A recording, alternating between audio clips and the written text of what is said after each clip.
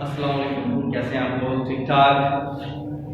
हमारी accounting subject चल रहा है और मोस्ट इंपॉर्टेंट टॉपिक चल रहा है फाइनेंशियल स्टेटमेंट। जो कि मुख्तलिफ क्लासेस के लिए सेम है, basic first year commerce, BCom part 1 और बीकॉम पार्ट 2 की एडवांस अकाउंटिंग है।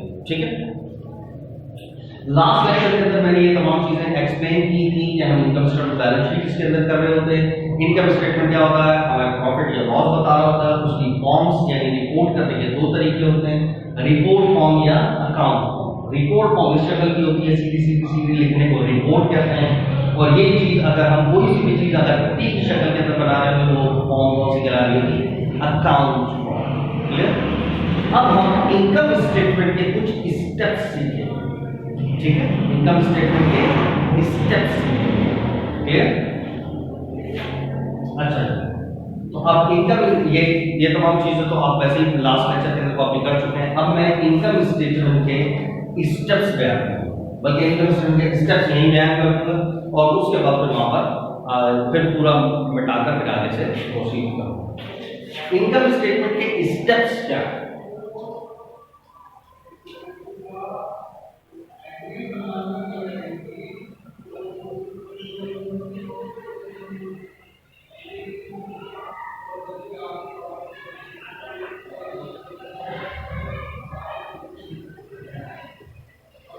सही, क्या पढ़ रहे? Income statement. अब इसके इनकम स्टेटमेंट के हम पढ़ेंगे स्टेप्स।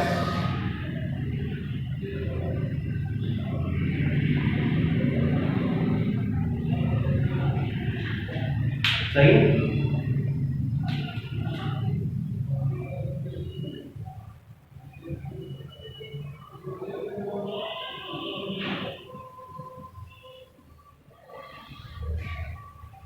अब स्टेप्स के हिसाब से जैसे बहुत सारे स्टेप्स हो और सिंगल बस एक ही के अंदर दोनों फारिग कर दूं, सही, यानी कॉम्प्लिकेटेड और सिंपल यूं है तो वो कहलाता है स्टेप्स।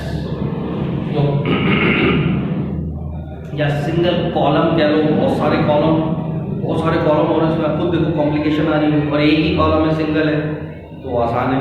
ठीक है, तो इसी तरह इनकम स्टेटमेंट भी दो स्टेप्स के अंदर बनाई जा रही है। एक है कहलाता है सिंगल स्टेप, सही, क्या कहलाता है, सिंगल स्टेप, एक ही स्टेप में फाइल, सही। और एक होती है इनकम स्टेटमेंट कौन सी,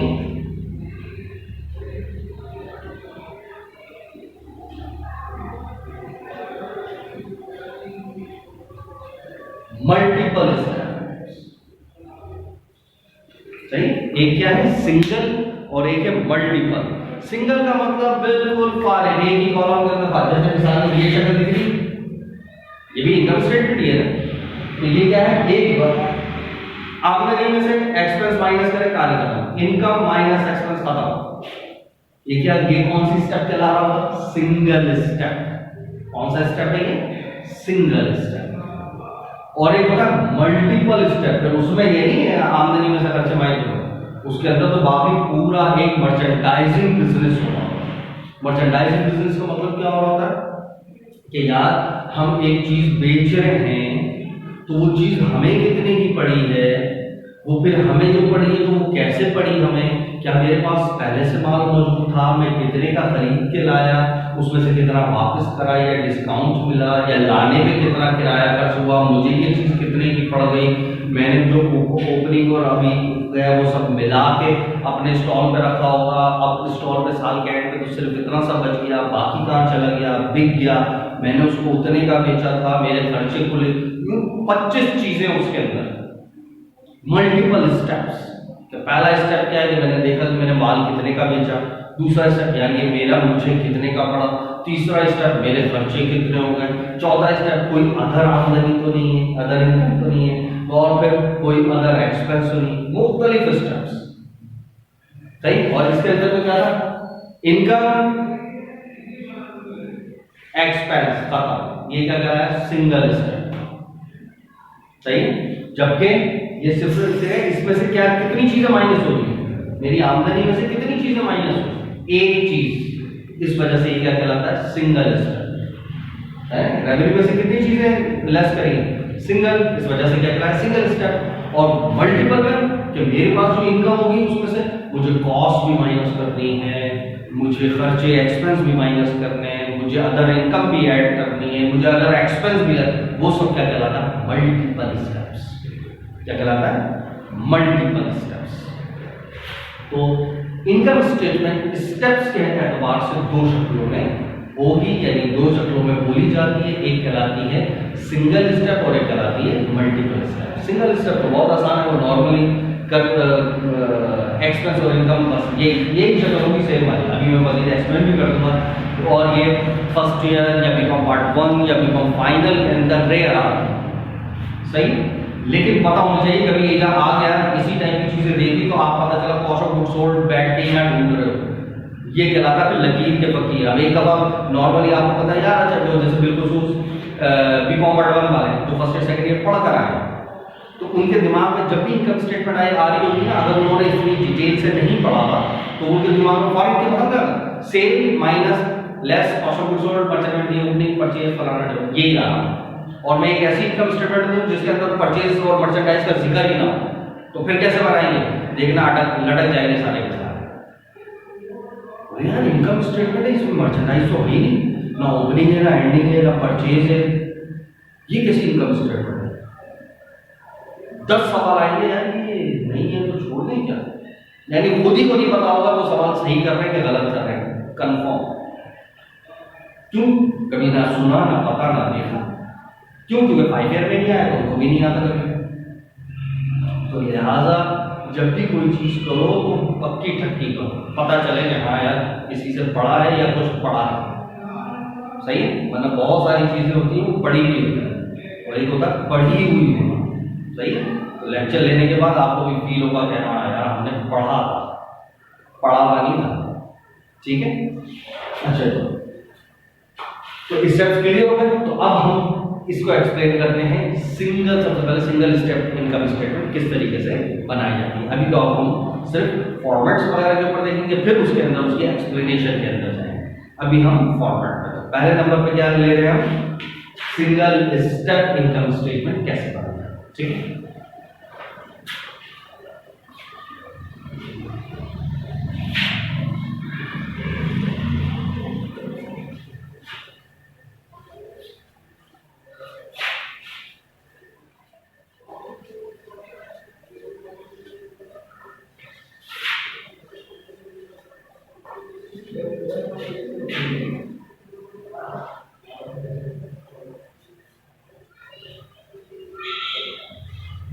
अब मैं पहली चीज ले रहा हूं, इनकम स्टेटमेंट बना रहा हूं, और कौन सी, सिंगल स्टेप, ठीक है।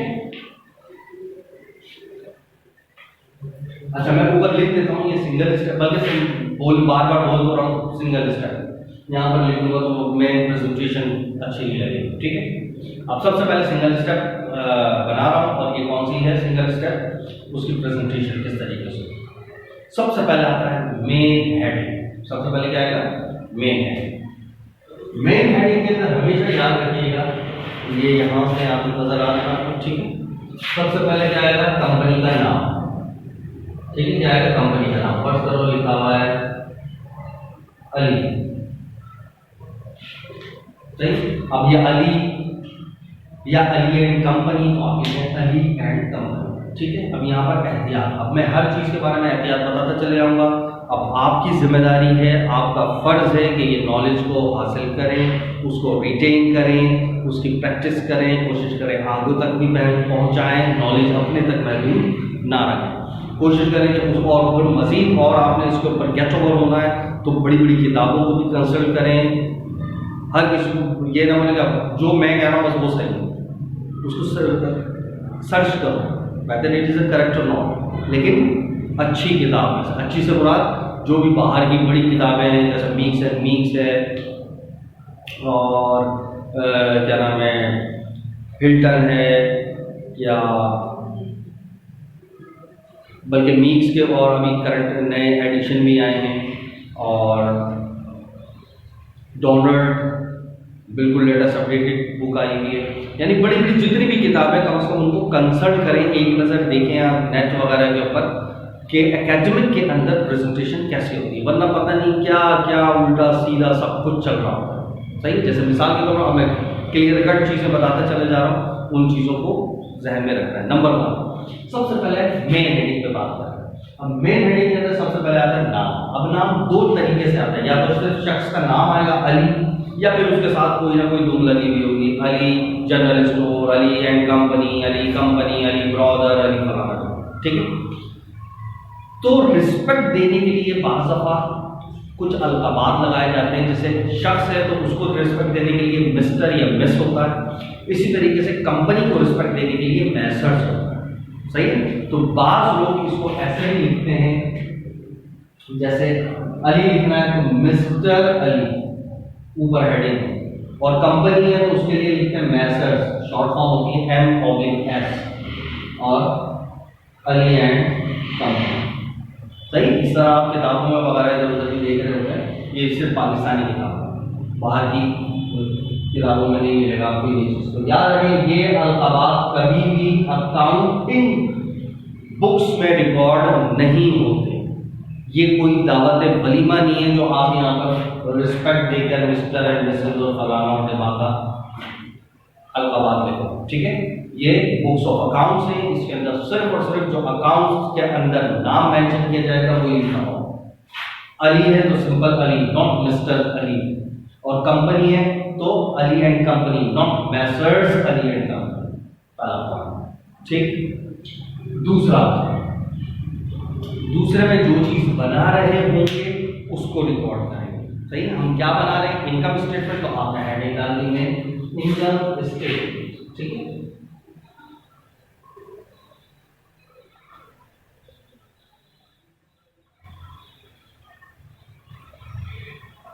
दूसरी मेन हेडिंग आते जो बना रहे हो इनकम स्टेटमेंट।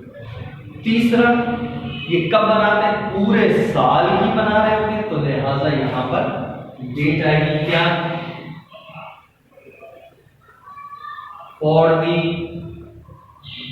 ईयर एंडेड दिसंबर 31 जो भी है, फर्स्ट करो 2020।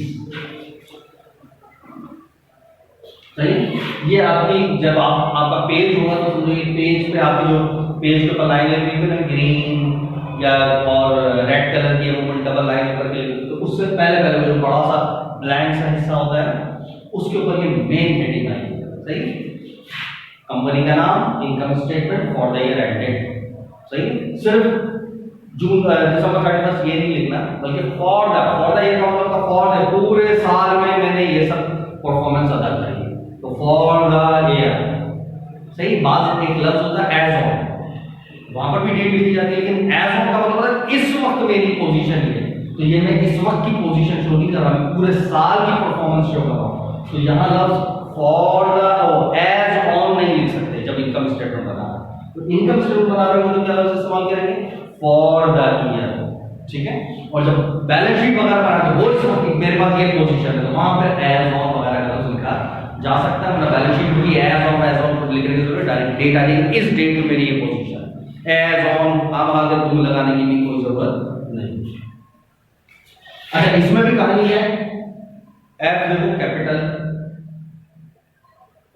ये कैपिटल नहीं है, एयर का वाई कैपिटल, एंडेड का ई कैपिटल, दिसंबर का डी कैपिटल। अच्छा, ये जो माइनर सी चीजें हैं, अच्छी बात है, अगर पहली दफा फर्स्ट ईयर में कर रहे हो तो बहुत अच्छी बात है, नेक्स्ट टाइम कर रहे हो बीकॉम पार्ट 1 या फाइनल के अंदर और आपने पहले नहीं पढ़ा तो अच्छी बात है, सीख लो, और आपको खुद ब खुद अंदाजा भी हो रहा होगा क्या जब हमने इनकम स्टेटमेंट पढ़ी थी क्या आपने ये चीजें का हाईलाइट की थी टीचर ने या नहीं की। सही है, ये देखो ऑटोमेटिकली चीजें जब इंसान आगे पढ़ रहा होता है तो खुद पता चल रहा होता है कि हमने जिस क्या क्या पढ़ा है वो कितने पानी में था या उसको ये पता भी था या नहीं पता, क्योंकि बाज़ बार टीचर को पता होता है वो स्टूडेंट की कैपेबिलिटी देख के पता ही ना अब ये क्या पता। सही, और फिर टीचर स्टूडेंट को भी पता होता है कि हाउ दी कैसे है, सही कि ये रट्टा लगाने वाला है या बाकी में भारी टीचर। ठीक है, बात ये पॉइंट्स पता चलते चले जा रहे हैं, ठीक है। अब मजीद आगे प्रोसीड करते हैं।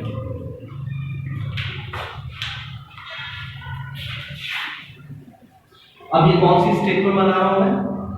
सिंगल स्टेप, सही है। तो इसके अंदर क्या है, सिर्फ अपनी आमदनी में से एक्सपेंस लेस करना बस।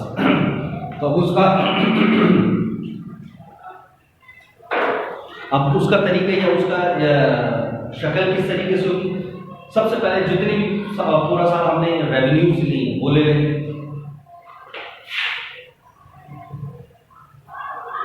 तो हेडिंग डाली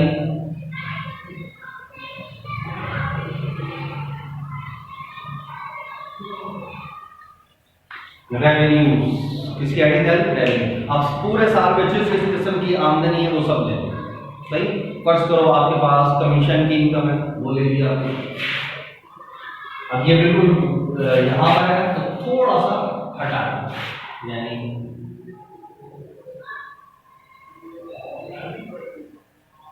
कमीशन रेवेन्यू, कमीशन के साथ क्या इस्तेमाल किया जाता है? कमीशन और जैसे इनकम है तो कुछ भी लिख दो कोई मसला नहीं, लेकिन जो एक चीज है तो वो पता होनी चाहिए। कमीशन और कितनी आमदनी है मुझे हमारे पास? फर्स्ट करो 1 लाख, ठीक है। और अगर कोई है तो सही है, वरना ये इसी को फर्स्ट मैं यहाँ पर लिखूँ होने, ठीक है, यही लिखा है, कोई मसला नहीं। तो लेकिन अगर एक से ज्यादा है तो फर्स्ट करो ये हमारे पास लास्ट कॉलम या लास्ट पेज का हिस्सा है, तो थोड़ा सा पहले लिखो अगर एक से ज्यादा, ताकि जमा करके आगे लिखा जा सके। और एक ही है तो उसी को हैंड पे लिख लो, कोई हर्ज नहीं। ये प्रेजेंटेशन जब आप जैसे होगा तो वैसे वैसे आपको आइडिया अच्छा ये चीज यहाँ लिखो, ठीक है।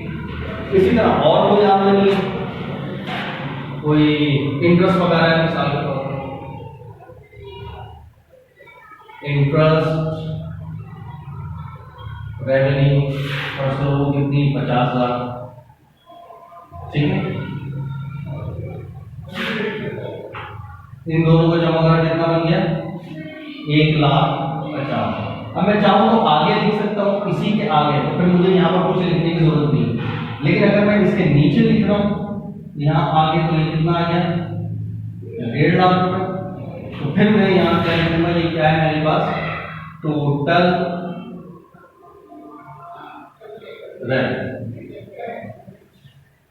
कोई सही। अगर मैं इसी को ऊपर लिख देता तो मुझे ये टोटल रेवेन्यू लिखने की जरूरत नहीं, सही। अब मेरे पास टोटल आमदनी कितनी हो चुकी है? अब इसमें से मुझे क्या लेस करना है? एक्सपेंसेस। तो अब मैं यहाँ पर इसी यहाँ लिखूंगा एक्सपेंसेस।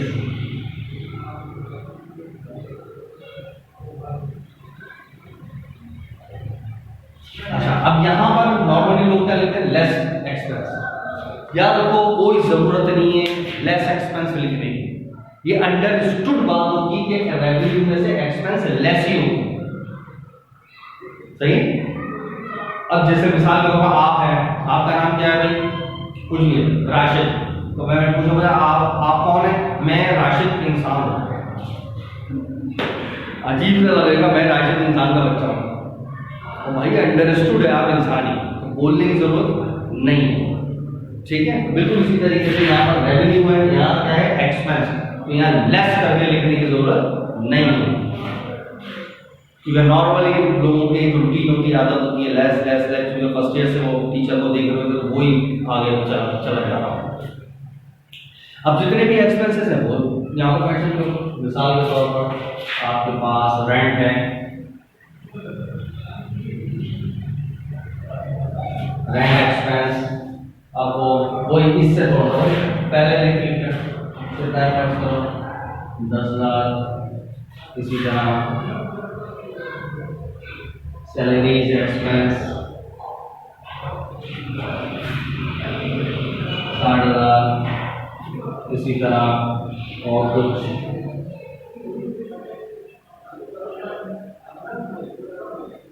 एडवर्टाइजिंग एक्सपेंस 20,000, सही है। जो भी खर्चे हैं इसी तरह आते चले गए हैं, और फिर इसी तरह इन तमाम खर्चों को जमा कर सकता हूँ। 60, 70, 80, 90, 90। अब मैं यहाँ पर आगे लिख लूँ तो फिर मुझे यहाँ लिखने की जरूरत नहीं। और अगर मैं थोड़ा सा नीचे लिखता हूँ 90,000, सही। तो ये मेरे लिए क्या, फिर मुझे यहाँ लिखना पड़ेगा ये क्या है, टोटल एक्सपेंसेस। सही, तो काम हो गया। तो रेवेन्यू के हेडिंग के अंदर सब क्या है, सारे रेवेन्यूज आ गए। टोटल रेवेन्यू 150 है और एक्सपेंस के हेडिंग में तमाम एक्सपेंस आ गए। यहाँ टोटल भी कर दिया, टोटल एक्सपेंसेस 9,000, यानी मैंने पूरे साल कमाए 1.5 लाख और खर्चे 90,000। तो अगर मैं 1.5 लाख में से 90, यानी अकाउंटिंग में माइनस ब्रैकेट को शो कर रहे हो, तो लिहाजा 1.5 लाख में से 90 माइनस करो, कितना आया, 60,000। ठीक है, ये हमारे पास। अब आमदनी ज्यादा है तो इनकम आ गई। और फर्स्ट करो ये 1.5 लाख होता है, ये 90,000 होता, तो यहाँ पर 60,000 रुपये माइनस में आपको नेट लॉस होता है। सही, बल्कि वो भी लिख देता हूँ। तो कैसे लिखेंगे, जैसे यहाँ पर अभी 1.5 में से ले गया तो 60,000 रुपये हमारे पास क्या आ रहा है, इनकम। अब ये इस सीट में और ये इस सीट में, बिल्कुल आप ये क्या आ जाए, नेट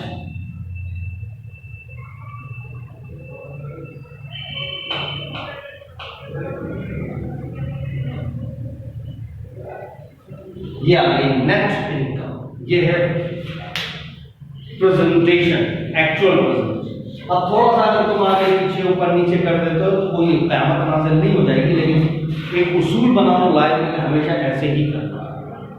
अब इसको आपका फर्ज है कि आप चेक करें, बड़ी बड़ी किताबों में कोई आगे पीछे कोई चीज़ लिखती है तो मुझे भी बताओ कि ऐसे ऐसे ऐसे होना चाहिए था, आपने ये ऐसे लिखा ताकि मुझे भी फायदा हो जाए। ठीक है, ये क्लियर हो गया। अच्छा, एक चीज होती है रिपोर्ट फॉर्म के अंदर, अब जब ये बना रहे होते हैं तो एक चीज होती है रुपीस का साइन भी डाला जाता है। सही, जब कर ही रहे हो तो सारी चीजें बता दूंगा। रुपीस का साइन का एक उसूल याद रखना, रुपीस का साइन कहाँ डालता है कहाँ नहीं डालता, ये भी एक उसूल होता है। कहाँ डालता है और कहाँ नहीं डालता, या तो जनरल एंट्रीज, किसी भी किस्म की एंट्री जो उसमें कभी भी रुपीस का साइन नहीं आएगा। टी अकाउंट्स, किसी भी किस्म का टी अकाउंट होगा उसके अंदर, टी अकाउंट के अंदर रुपीस का साइन नहीं आएगा। इसके अलावा बाकी जितनी भी रिपोर्ट्स वगैरह होती है सब में रुपीस का साइन आता है। अच्छा, उसका भी उसूल है कि एक जैसे ये एक कॉलम है, इसी तरह ये एक कॉलम है। कॉलम में एक दफा एक पहले लफ्ज के साथ रुपीस लिख दो, बाकी बीच में बार बार लिखने की जरूरत नहीं है। अनटिल और अनलेस उस वक्त तक ना लिखो जब तक वो चीज क्लोज ना हो। क्लोज हो गई तो फिर उसके बाद दोबारा से लिखना। जैसे मिसाल के तौर पर जैसे ये वाला है कॉलम, यानी पूरा एक कॉलम है ना, तो अब ये पहले इस पूरे कॉलम में पहला लफ्ज ये है तो इसके साथ रुपीस का साइन आप लिखते हैं एक दफा और थोड़ा सा पहले, बिल्कुल अंदर नहीं घुसेड़ के लिख दो, पता ही नहीं चले और रुपीस क्या लिखा हुआ है वो कहाँ लिखा। कॉमन सेंस भी यूज करना। तो यहाँ मैंने लिख दिया रुपीस, तो अब मुझे यहाँ लिख दिया तो मुझे अब यहाँ पर दोबारा से लिखने की जरूरत नहीं। ठीक है, हाँ, लेकिन अब यहाँ पर क्लोज होने के बाद अब ये डबल लाइन से क्लोज हो रही है, अब ये क्लोज हो गया, तब उसके बाद नई चीज शुरू हो रही है, तो अब ये फिर दोबारा से मुझे यहाँ लिखना पड़ेगा रुपीस। समझे, वरना एक ही लफ्ज काफी, एक ही दफा काफी। जैसे यहाँ पर मैंने एक दफा लिख दिया रुपीस,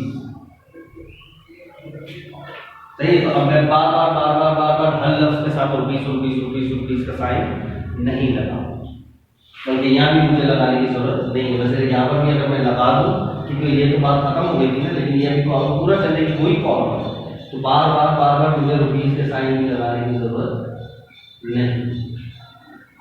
सही है, तो ये भी एक है, वरना रुपीस लोग नॉर्मली नहीं लिखते, लेकिन एक बात चली थी रुपीस की तो वो भी मैंने साथ साथ डिस्कस कर दी। मर्जी आपकी लिखें या ना लिखें, लिख दो तो अच्छी बात है, नहीं लिखो तो। ठीक है, ये भी आप लोगों ने हमने क्या सीखे, income statement in report form. अब इंशाल्लाह हम सीखेंगे इनकम स्टेटमेंट इन ये रिपोर्ट फॉर्म में कौन सा, सिंगल स्टेप। कौन सा स्टेप है ये, सिंगल स्टेप। अब हम सीखेंगे कौन सा, मल्टीपल स्टेप, जो कि बहुत इंपॉर्टेंट है क्योंकि पेपर में हमें नॉर्मली 99.99% क्लोज टू 100% सवाल वही आता है। मल्टीपल के स्टेप्स देखने और उसमें फिर हम मज़ीद डिस्कस करेंगे क्या, ठीक। अल्लाह हाफ़िज़।